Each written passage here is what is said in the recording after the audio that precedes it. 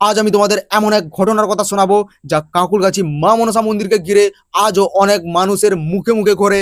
এই গল্পে আছে ভয়, বিশ্বাস আর এমন এক অদ্ভুত রাতের ঘটনা যেটা শুনে অনেকেই আজও অবাক হয়ে যায়। তবে এই ভিডিওটি শুধু লোক মুখে প্রচলিত কাহিনী ও মানুষের বিশ্বাসের ওপর ভিত্তি করে তৈরি করলাম। পুরো ঘটনাটা শেষ পর্যন্ত শুনলে তোমরাই বুঝবে কেন আজও মানুষ দূর দূরান্ত থেকে সেখানে যায়। তো বন্ধুরা, আমি আছি তোমাদের সাথে মা মনসা ছেলে নন্দ। তোমরা যারা যারা এই ভিডিওটা পুরোটা দেখবে তাদের ফ্যামিলি খুব ভালো থাকুক, মায়ের কাছে আমি এটা চাইবো। Let's start the video. পূর্ব মেদিনীপুরের দিকের অনেক গ্রামের মতো কাঁকুড়গাছির আশেপাশেও বহু বছর ধরে মা মনসাকে নিয়ে নানা গল্প শোনা যায়। গ্রামের বয়স্ক মানুষদের মুখে মুখে এমন অনেক ঘটনা আজও ঘুরে বেড়ায়, যেগুলো কেউ বিশ্বাস করে, কেউ আবার কেবল লোক কথা বলে মনে করে। আর যে ঘটনাটা তোমাদের বলবো সেটা বহু বছর আগের বলে গ্রামের মানুষজন বলে থাকে। তখন এলাকাটা এত উন্নত ছিল না, চারিদিকে বড় বড় গাছ, কাঁচা রাস্তা, আর সন্ধ্যা নামলেই অদ্ভুত নিস্তব্ধতা নেমে আসতো। সেই সময় কাঁকুড়গাছির এক প্রান্তে ছিল ছোট্ট একটা মা মনসার থান। খুব বড় মন্দির নয়, মাটির তৈরি পুরনো বেদি, সামনে প্রদীপ রাখার জায়গা, আর পাশেই একটা পুরনো বট গাছ। গ্রামের অনেক মানুষ বিশ্বাস করত সন্ধ্যার পর ওই জায়গায় খুব সম্মান নিয়ে যেতে হয়। সেই গ্রামেরই এক ব্যক্তি ছিলেন হরিপদ। তিনি খুব সাধারণ মানুষ ছিলেন, মাঠে কাজ করতেন, সারাদিন খেটে সংসার চালাতেন।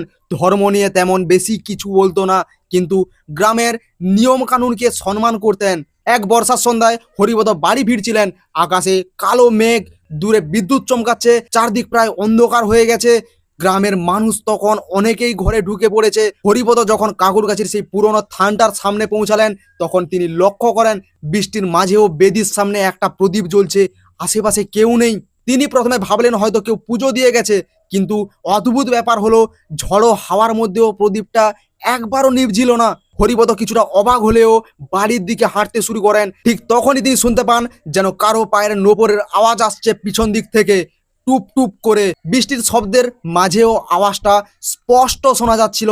তিনি পিছনে তাকালেন, কিন্তু কাউকে দেখতে পেলেন না। গ্রামের লোকেরা আগে থেকেই বলতো ওই জায়গায় রাতের দিকে অদ্ভুত কিছু অনুভব হয়। তাই হরিপদর বুকটা ধড়পড় করতে শুরু করলো। তিনি হাঁটা আরো দ্রুত করেন, কিন্তু আশ্চর্যজনক ভাবে নূপুরের শব্দটা যেন দ্রুত এগোতে থাকে। এক সময় তিনি দাঁড়িয়ে পড়েন। চারদিক অন্ধকার, শুধু দূরে বিদ্যুতের আলোয় মাঝে মাঝে রাস্তা দেখা যাচ্ছে।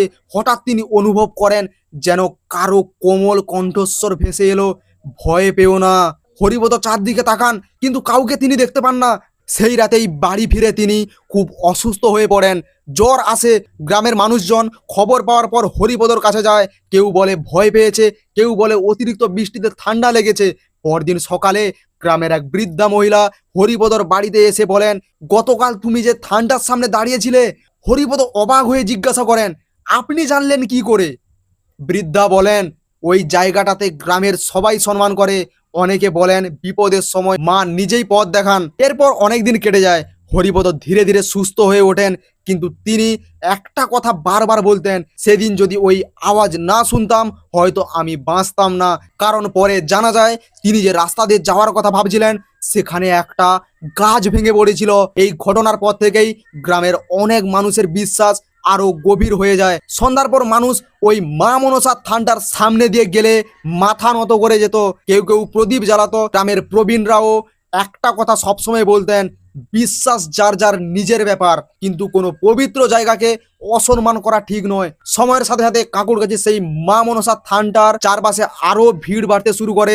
দূরের মানুষও আসতে শুরু করে। কেউ মানত করে, কেউ শান্তির জন্য প্রার্থনা করে, আবার কেউ কেবল কৌতূহল নিয়ে আসে। এরপর আরো একটা বড় ঘটনা মানুষের মুখে ছড়িয়ে পড়ে। এক যুবক ছিল, নাম নিতাই। সে এসব বিশ্বাস করতো না। বন্ধুদের সঙ্গে মজা করতে করতে একদিন রাতের থানটার সামনে যায়। বন্ধুদের সাথে মজা করতে করতে মা মনসার ওই থানটার সামনে যায়। বন্ধুরা তাকে সাবধান করলেও সে হেসে উড়িয়ে দেন। সেদিন রাতে হঠাৎ প্রবল ঝড় শুরু হয়, সবাই বাড়ি ফিরে যায়। কিন্তু নিতাই বাড়ি পৌঁছে অদ্ভুতভাবে খুব অস্থির হয়ে পড়ে। সে নাকি বারবার একই স্বপ্ন দেখতে শুরু করে, এক আলো ঝলমলে বেদি, আর সামনে অসংখ্য সাপ ঘুরে বেড়াচ্ছে।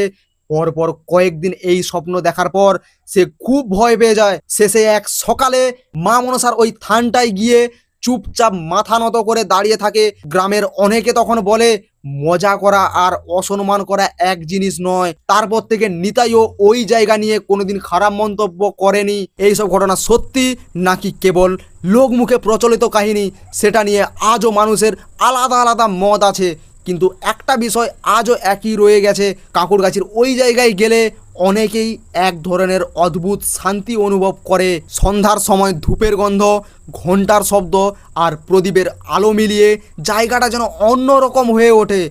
অনেক বৃদ্ধ মানুষ আজও বলেন বিশ্বাসে শক্তি আছে আর মানুষের ভালো চিন্তাই সবচেয়ে বড় আশীর্বাদ। আজও বিশেষ দিনে সেখানে ভিড় হয়, কেউ ফুল নিয়ে যায়, কেউ শুধু দাঁড়িয়ে প্রার্থনা করে, আবার কেউ কেবল গল্পগুলো শুনতে যায়। তবে গ্রামের প্রবীণরা সবসময় একটা কথা বলেন, অলৌকিক ঘটনা নিয়ে বাড়াবাড়ি না করে ভালো কাজ আর সম্মানের পথেই থাকা উচিত। আর হয়তো এই কারণেই কাঁকুড়গাছি মা মনসার গল্প আজও মানুষের মুখে মুখে ঘোরে। এই ঘটনাগুলো নিয়ে তোমাদের কি মনে হয়? এটা কি শুধু কাকতালীয় নাকি সত্যি কোনো অদ্ভুত শক্তির ইশারা ছিল?